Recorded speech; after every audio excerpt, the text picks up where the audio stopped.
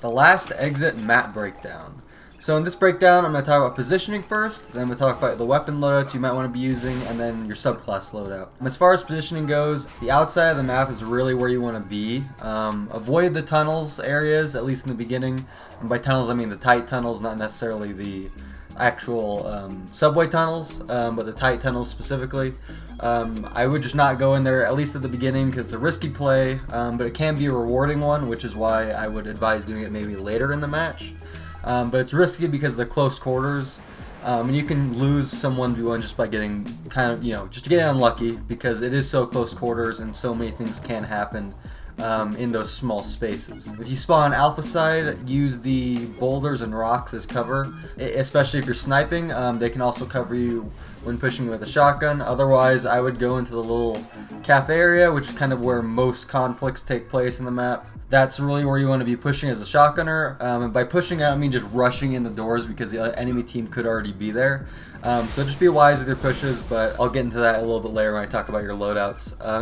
If you spawn on Bravo side, use the column thing as cover. I'll have footage that shows you what I'm talking about. But these are both obvious pushes as a sniper, at least, using the rocks and then the column thing. Everybody goes there. They are usable in this first Trials of Osiris because no one really knows the map that well yet, or at least is expecting certain things yet. But for the next trials, if this is another map again, it will definitely be expected, so you have to realize this and then plan accordingly for maybe the next trials. The less obvious push is to go down to the actual gazebo area, or to go through tunnels and go into the little doorway that looks into the cafe.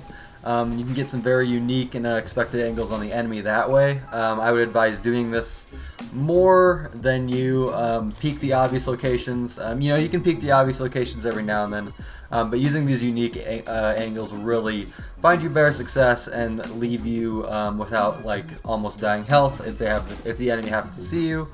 Because honestly, after the first few matches, these were the two places I was looking constantly, and these were the places that the enemy was looking for me constantly. I can only generally beat them out because I have a faster shot, or I just outposition them a little bit better, things like that.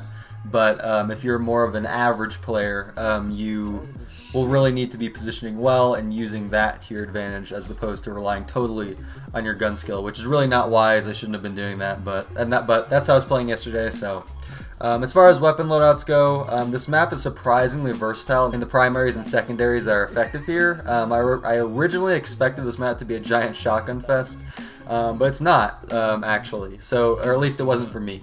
So the primaries that I found most effective are the Last Word, Thorn if you have the 3 version, AS Luna, faster firing pulses like the Hawk Saw or Grasp of Malak, and Mida are all viable here. You just have to play the weapon strengths, balance out your loadouts. I wouldn't use Mida and a sniper, just because your close quarters combat is going to be really slow, and you really need that close quarters skill on this map. So I was mostly using the Last Word and a sniper. I did try out a shotgun in the beginning, but I just defaulted to a sniper because that's what I'm better at, as we got to playing against the better teams later in our cards. Hand cannons are definitely more versatile, and you'll have an overall easier time with those, at least in my opinion, just because of the nature of the weapon. But that's just me. If you're better with pulse rifles, use a pulse rifle. As secondaries go, as I said, both snipers and shotguns are viable here. You just have to play the weapon's strengths. Snipers, stick to the enemy's flanks, especially in close quarters fights, and position early. I cannot stress staying on the flank and positioning early enough. You do not want to be looking down the barrel of your scope right at the person. This map can get really small really fast because of the tunnels and the doors and all those kinds of things. So you could be looking down a lane and someone could just appear in front of you and you had no idea they were even approached. So stay super aware, stay out of the enemy's kind of area of noticing, stay out of where they will notice you. Get unexpected angles in on the enemy and you'll do just fine. But that is very important here. If you try and challenge them head on, unless if it's somebody using your primary, you're going to lose pretty immediately and they are going to push on you very fast. That's the one thing about this map, is people can get on top of you very fast. So just be aware of that, but you'll be fine. Shotgunners, play defensively and push selectively. You can definitely push at the very wrong time on this map, and it's kind of hard to tell just because of the nature of the way the radar is in Destiny. So like where or how close somebody is, because there's tunnels, there's like all sorts of like zigzagging paths. So you know, just keep that in mind. Really make sure you know where the enemy is before you push in. Otherwise, it can really F you over if you don't know this. As far as your subclass loadouts, Night Stalker is a great all-around choice. Smoke is good for managing aggressive players, and nades are good for zoning off space. And Shade Step is obviously good for evading and offensive shotgunning alike. So I was playing Night Stalker actually. Blade Dancer is also a good option. It's a great it has a great CQC super, obviously because it's a melee super. And it's a great CQC combatant as well due to quick draw, both for shotgunning and for sniping. I think it's probably going to be better for shotgunning on this map specifically, but obviously we know that Blade Dancers are also good for sniping because of quick draw, and you can manage shotgunners that way as well. Also, they have skip nades, and if you have Shinobu's Vow, you're going to just decimate people. As far as your Titans go, Striker is great for initial pushes, especially with Juggernaut. Supers can get multi-kills due to the close quarters. You can really clear a room with Fist of Havoc.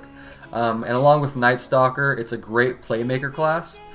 So like you get a smash, and then your teammates can push along with you. You can really just start your pushes. It's a great class to pick. Very, very good. Defender, it's good for controlling space. I know people might not expect me to say Defender, but it's really good.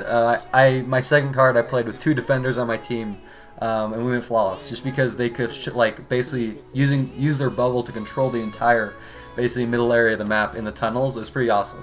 But they're good for controlling space and shutting down supers, especially if you have a good Defender Titan on your team. You can get clutch reses with the bubble. And also, you know, steal heavy that way. For your Warlocks, Voidwalker is a great defensive class, good for sniping. Can manage small areas with Axiom Bolt, and can take advantage of small areas with Scatter Nades and Nothing Manacles if shotgunning. Stormcaller is the other good Warlock class for this map. It's great aggressive shotgunning class. It can wipe a team with 1 super just because it lasts so long.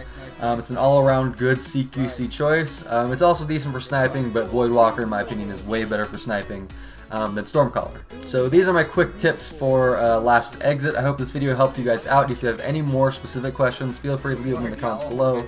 This is a general overview, so there are more specific things, but I hope it helped you out, and I'll see you guys in the next one. Good luck in trials this weekend, guys. It's the first one of year 3. That's outside, that's outside. Gimme, gimme, Nice. gimme! Woo! I want it! Let's fucking To the go! lighthouse!